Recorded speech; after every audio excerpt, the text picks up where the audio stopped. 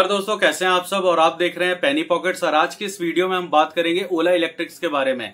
हमने ओला के बारे में पहले भी बहुत सारी वीडियोस बना के आपको टाइम टू टाइम अपडेट किया है। अगर आप वो वीडियोस देखना चाहते हैं तो डिस्क्रिप्शन में आपको लिंक मिलेगा। अगर आपको ये वीडियो पसंद आए तो प्लीज आप इसे लाइक करें और चैनल को सब्सक्राइब करें। दोस्तों देखिए, आपके लिए एक मेजर अपडेट लेकर के ये आया ओला के लिए कि जब से ये शेयर लिस्टेड हुआ है, आपको पता ही है कि वहां से रिटर्न के मामले में तो इसने पैसे को डबल किया है, लेकिन जहां पे अपर लेवल पे लोगों ने खरीदा है वहां से उनका पैसा मतलब 40 से 50% तक गिरता हुआ दिख रहा है। इस समय ओला इलेक्ट्रिक का जो शेयर है वो 98 रुपीज पे ट्रेड कर रहा है, जबकि पिछले अगर 1.5 महीने से देखें तो लगातार 135 के बाद से ये गिरते ही चला गया है। इसके शेयर्स का 150 रुपए तक जाने का क्या कारण है, आप इस चीज को समझिए। देखिए, अगर आप इन्वेस्टेड हैं तो ऑब्वियस सी बात है, अगर आपने लोअर लेवल पे दिया है तो आप एग्जिट कर चुके होंगे, और अगर आपने अपर लेवल पे लिया है तो ऑब्वियस है कि आप लोग अभी भी फंसे हैं या फिर एवरेजिंग करने की सोच रहे हैं। या सबसे बड़ी दिक्कत यह है कि हम यही सोचते हैं कि इस शेयर का गिरना कब रुकेगा, या फिर ये तो अब सस्ता हो गया, पहले से ज्यादा रुक चुका है, अब इसमें बाइंग आनी चाहिए। लेकिन बाइंग आते आते तब तक मार्केट गिरने लगा, जहां निफ्टी एक दिन 550 क्वांटिटी में गिरा है और दूसरे ही दिन 250 क्वांटिटी पे निफ्टी का जो पॉइंट्स है वो गिरा है। तो यहाँ निफ्टी में भी बहुत बड़ा मेजर फॉल, जो इंडेक्स 4% डाउन हुआ है, वहां पे इतना बड़ा क्रैश देखने के बाद क्या इस तरह के शेयर्स का उठना पॉसिबल लग रहा है? ऐसा थोड़ा मुश्किल है। यहाँ ओला की अपनी भी बहुत सारी गलती है। ऐसा नहीं कि ओला एक बहुत ही बेहतरीन कंपनी है जिसका शेयर्स को ऊपर जाना था, लेकिन ये मार्केट के खराब माहौल के वजह से ही गिर रहा है। मार्केट में कुछ दिन पहले ही थोड़ा सेलिंग आई है, जिसके वजह से जो इन्वेस्टर्स है वो थोड़ा चाइना की तरफ शिफ्ट हो रहे हैं, तो ये मार्केट के गिरने का रीजन है। लेकिन ओला पे तो पिछले 2-3 महीनों से लगातार ही एक सेलिंग का प्रेशर देखने को मिल रहा है और इसके शेयर्स गिरते ही जा रहे हैं। यहाँ हमें समझना होगा कि ओला का जो शेयर है वो गिर क्यों रहा है। देखिए, एक रीजन हो तो वहां बात समझ में आती है, लेकिन यहाँ तो मल्टीपल रीजन है। मैंने पहले भी अपने वीडियोस में, जहां आपको डिस्क्रिप्शन में लिंक मिल जाएगा, वहां पे मैंने ओला के एक वीडियो अलग से बना रखा है, जिसमें ओला के जितने भी डिफेक्ट्स हैं, जितने भी उसमें हर्डल्स आते हैं, ओला में क्या प्रॉब्लम आ रही है, ओला के आग लगने की खबर है, ये सारी डिटेलिंग मैंने उस वीडियो में दिया है, आप उसे चेक कर सकते हैं। वही मैंने कहा भी है कि इस तरह के ही प्रॉब्लम्स आते रहे तो आगे जाके ओला के जो शेयर है उसमें और बिजनेस पे काफी ज्यादा इफेक्ट पड़ेगा। आपको ये चीज समझना होगा कि जब ओला का शेयर मार्केट में लिस्ट हुआ, वो पर मंथ 30,000 से ज्यादा स्कूटर्स बेचता था, लेकिन आज के समय में करंट सिनेरियो में पिछले 2 से 3 महीने में ओला की सेलिंग्स डाउन हो गई हैं, और जो सितंबर का रिजल्ट आया उनके क्वांटिटीज ऑफ स्कूटीज का, वो 23,000 है, जो कि काफी ज्यादा डिक्लाइन हुआ है। एक तरीके से देखा जाए तो 20 से 25% तक का उनका जो सेलिंग है वही कम हुआ है। तो ऑब्वियस सी बात है, रेवेन्यू कम होंगे, रेवेन्यू और प्रॉफिट दोनों की सबसे बड़ी दिक्कत यह है कि ये पिछले कई सालों से इसका जो बैलेंस शीट है वो नेगेटिव में है, ये लगातार लॉस करती जा रही है। लेकिन अपने क्वार्टर रिजल्ट सेकंड के आने से पहले ही अगर इसकी सेल डाउन हो जाए तो ये काफी ज्यादा ही नेगेटिव न्यूज है।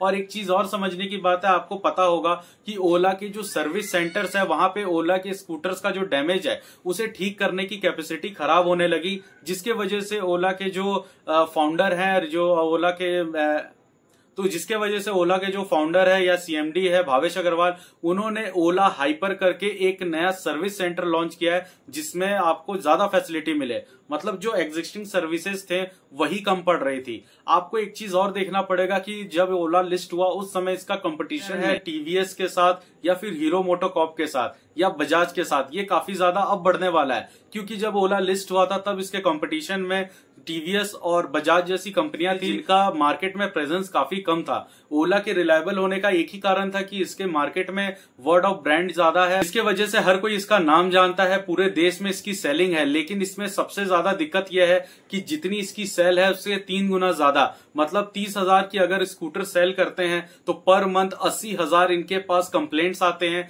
सर्विस सेंटर पे स्कूटर्स आते हैं जिनमें बैटरी से लेके खास करके जितने भी इलेक्ट्रिकल इसमें गैजेट्स लगे हैं, चाहे वो टच स्क्रीन हो उसका, या फिर उसके बटन्स हो गए, या माइनर सा सीट बटन है, बहुत सारी ऐसी दिक्कतें आती हैं जिसके वजह से ओला को ये चीजें फेस करनी। बहुत ही क्रिएटिव माइंडसेट के साथ अपने शेयर्स को लिस्ट होने के बाद देखा कि उसके शेयर प्राइस में मूवमेंट नहीं है। उसी के जस्ट 1-2 दिन बाद ही उन्होंने अपने रोस्टर बाइक को लॉन्च कर दिया, जो कि अगले 1 साल तक मार्केट में आने वाला नहीं है। उस पर प्रोडक्शन का काम चल रहा है, बस मॉडल को लॉन्च करके दिखाया उन्होंने।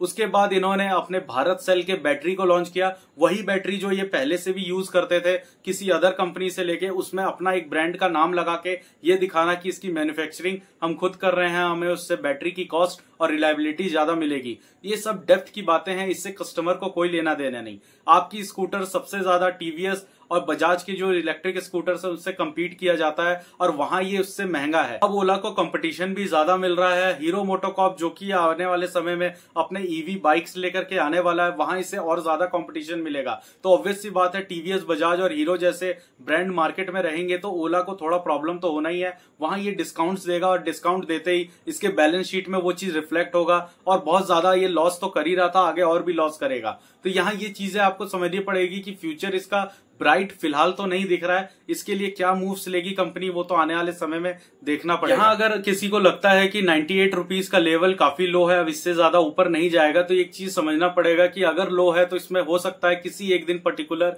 इसमें एक बाइंग ज्यादा आ जाए और ये 5% का ऊपर सर्किट लगा ले। लेकिन एक चीज समझना होगा, जब कंपनी प्रॉफिट में है ही नहीं, जब कंपनी के सेल्स ज्यादा नहीं है और बहुत सारी कंप्लेंट्स आ रही हैं, 80,000 कंप्लेंट्स पर मंथ आ रही हैं, उन कंप्लेंट्स को रिलाइव करने के लिए इनका फोकस जो कस्टमर सर्विस जो सेंटर होते हैं उसे ओपन करने में लगा। इनके शोरूम्स के भी जो सेल्समैन है वो भी कस्टमर सपोर्ट में लगे हुए हैं एज अ पार्ट टाइम। तो आपको समझना पड़ेगा कि अगर थोड़ा बहुत शेयर चलता भी है 20-25% या 10-12%, तो ये एक शॉर्ट टर्म स्ट्रेटेजी होगी, ना कि लॉन्ग टर्म के लिए। इसका मार्केट कैप आज के समय में 60,000 करोड़ है और जब ये 150 रुपए पे था तब वहां पे 1,30,000 करोड़ था। जबकि इस देश का सबसे पुराना 2 wheeler motor bike hero MotoCorp वो खुद ही 1.5 लाख करोड़ का है। इतने साल से काम करने के बाद इतनी ज्यादा मार्केट वैल्यू, और सबसे बड़ी बात है इसके कंपटीशन में वो लोग हैं जो पहले से ही प्रॉफिट्स बना रहे हैं और 20 साल 30 साल पहले से इस मार्केट में जमे हुए हैं। वहां ओला को अभी सरवाइव करने में काफी टाइम लगेगा। पैसे जलाने से बढ़िया है कि आप अदर किसी वैल्यूएबल और ज्यादा फंडामेंटली स्ट्रॉन्ग जो शेयर्स होते हैं उसकी तरफ देखें तो ज्यादा बेटर है। सिर्फ प्राइस अमाउंट कम होने से नहीं होता है। प्राइस अमाउंट कम है इसका ऐसा लगता है 100 रुपए के अंदर बहुत बेहतरीन शेयर है, लेकिन जब आप बैलेंस शीट देखेंगे तो बैलेंस शीट माइनस में है। 1500 करोड़ का हर साल जो लॉस हो रहा है, उससे पहले 1300 करोड़ और उससे पहले 700 करोड़, मतलब 2023 से अभी तक ये कंपनी प्रॉफिटेबल में तो बिल्कुल नहीं आई है, उल्टा इनके लॉसेस बढ़ते जा रहे हैं। जिस तरीके से इसका प्रॉफिट का ग्राफ बढ़ना चाहिए उसी तरीके से इसका जो नेगेटिव्स हैं, जो लॉसेस हैं, उसके ग्राफ बढ़ते जा रहे हैं। तो अब आने वाले क्वार्टर में देखना होगा कि ओला कैसा रिजल्ट प्रेजेंट करती है और आने वाले जो 2025 का अप्रैल में जो इसका ईयरली एंड क्वार्टर होगा वही डिसाइड कर पाएगा कि इसके अंदर इन्वेस्ट करना है या नहीं करना है। था ओला के बारे में अपडेट। अगर आपको ये वीडियो पसंद आया तो प्लीज आप इसे लाइक करें और चैनल को आप सब्सक्राइब करें। दोस्तों हम मिलते हैं अगले वीडियो में। Thank you.